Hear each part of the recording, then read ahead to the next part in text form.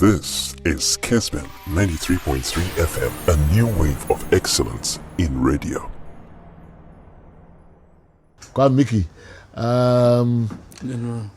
So I crowd. Me try. All right. I want for you. Mama says same free swag awards night course so na general swag awards night course so weekend no na dia ama sabre amam for discuss issues awodo swag president Mr. Kwame ebo anensem odi kotu dwa de kan no kasa de fa world cup hom sika ekọ world cup a yensa etimi kan na sa sika yentimi fanya hwe na mpanyifo wodo a wo medi timi na chikọ no na sika yama omubi no wo che na dwene e de fa ho.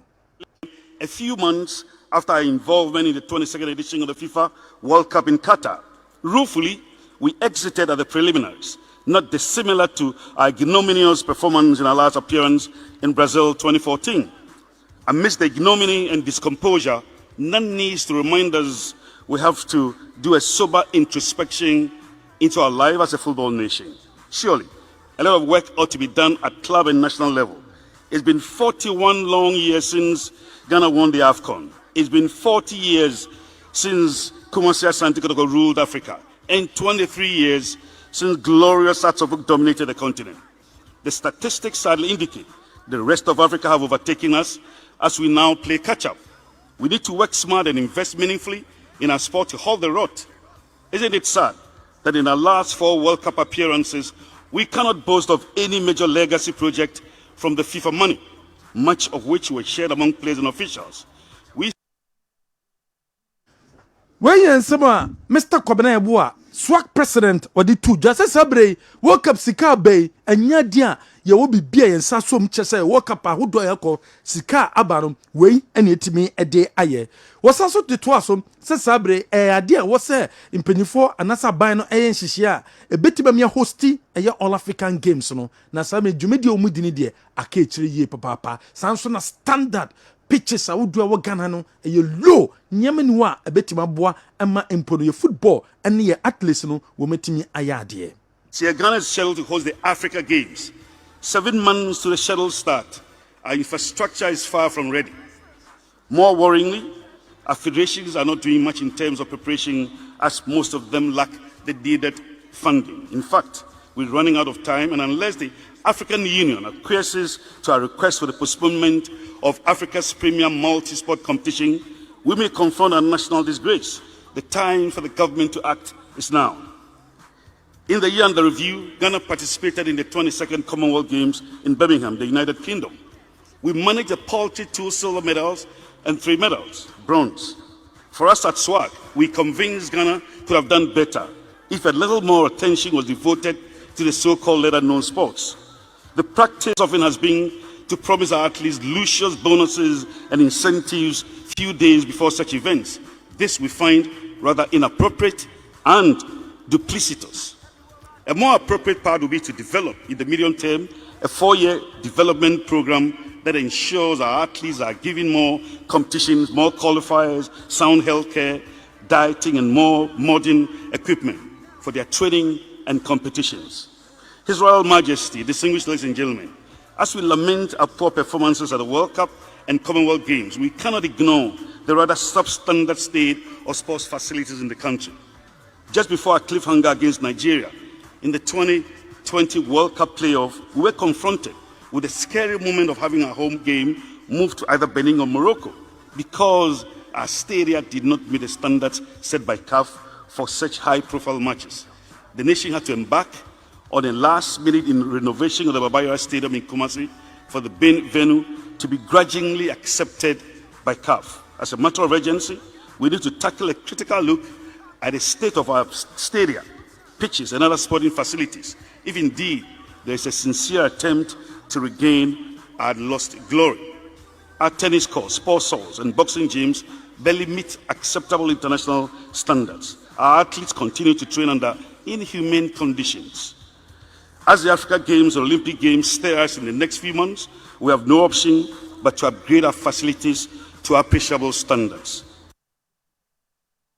Mr. Kwame Boa, swag president Nensemwa, or de atuja and sunono.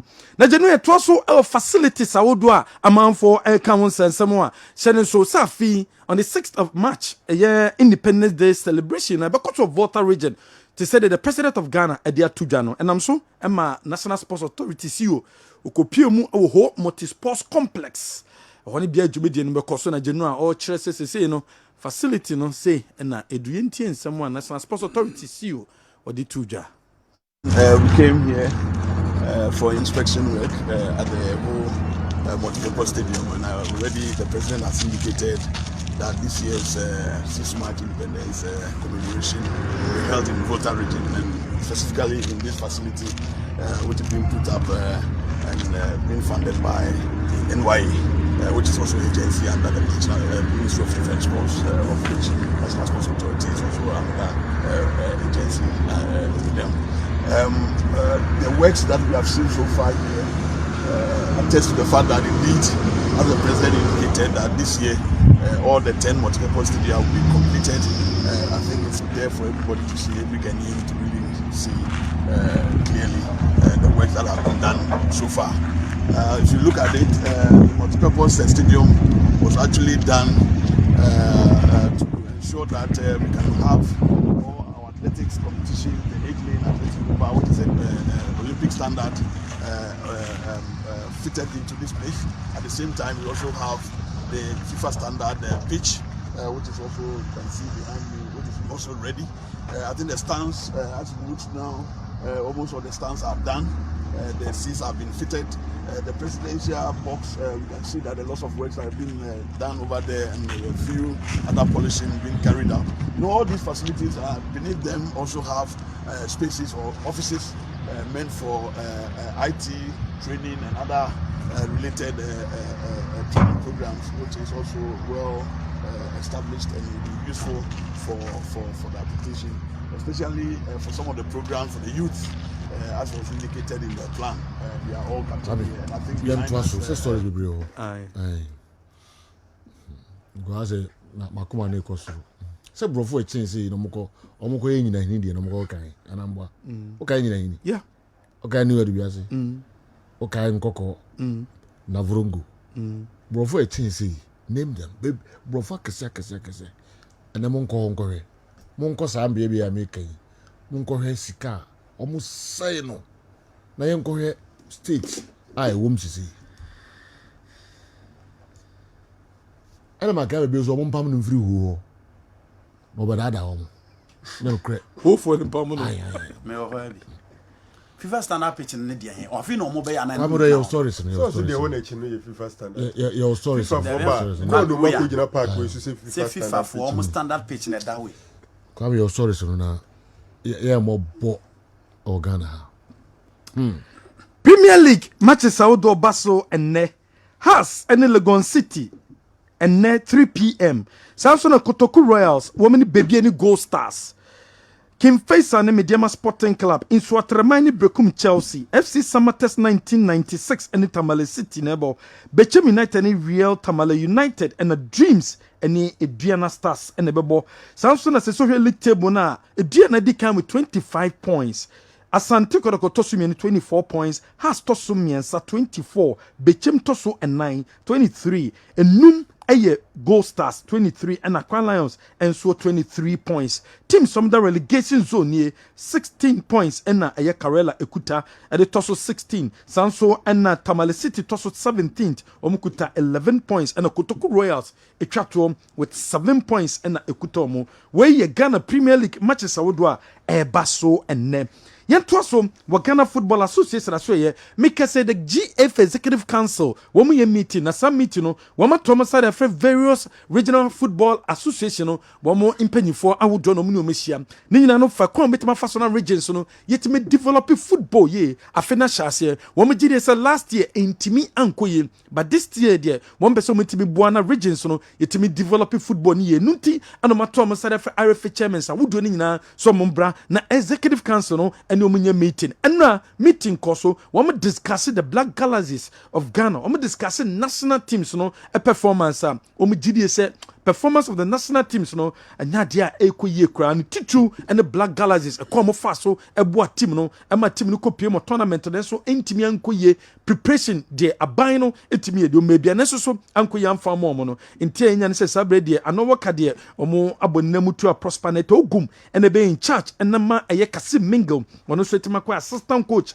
ede aboa serebia Black Galaxies no wo metimi abomodin enso ebo ho ye to so other stories ma jenu abekaya eye kotoko wo head coach eye Kozebo okotu ni che e de prapra Kwame de ma referees wo mu di omo match e course enso ewo eye Bechem Park but match ni ba na wo mu gide se referee ni modem na konkan o hwa Zebo ene de che prapra Kwame no and am so Ghana Football Association wo mu discipline committee no e de fine amma Kozebo say 2000 fine enu ni sika wo mu de ato no so se Kozebo ontuam enam suban a woda na di o mu gide se entweyem ye fe ni che eye Legon Cities ene Kumasi Asante Kodokom wo mu abranti wo mu peno Michael Ampedu se development abaso ni nyina se nanka eye Legon Cities there wo mai ready senka Michael Ampedu wo metime release no amena be sia kind de makotoko pending se empono Kumasi Asante Kodoko betime miti eye club no demands o mu bie mu for negotiations na so Kumasi Asante Kodoko abake off o mu gidi se there bi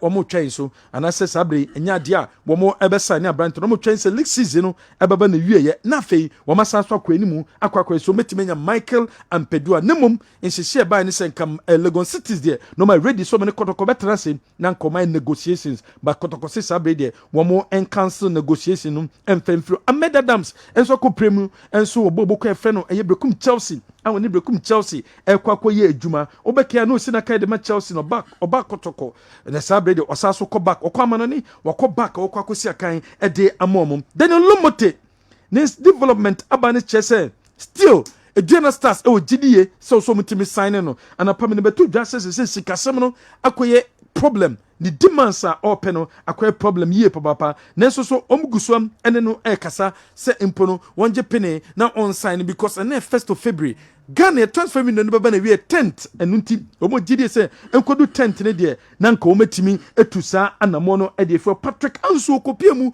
ewo eye a chan tournament ekosum ewo Algeria nenso so abrante no when opportunity entimi ensi akan dodo na se de mediama for a release on loan a wodi nanim enso eche brekum Chelsea akwakosi akan ede amomo the next coach of the senior national team the Black Stars of Ghana and the executive council meeting baba na wie no na womo etimi decide coach a womo di dwumedi ne hyenensa womo se enne chena womo ne ministry no ebe discussions e de fa coach no hom by Monday there appointment beba say we any coach womo di dwumedi no ahyenensa a oba be coach the senior national team the Black Stars of Ghana woko ay attendance on seminary executive council ne discuss womo say quite problem womo gidi say wo say national sports authority no womo timisa ehwe biom efa eye e-ticket no because as a major stadium no and as a problem no cost attendance no low but ukodoma ne Edwena Stars boa emfa oni team omo bo na nye kotokonya hasko na stadium no supporters wo ukwa da venues na umo na supporters wo dance park ukọ eye summited venue summer boy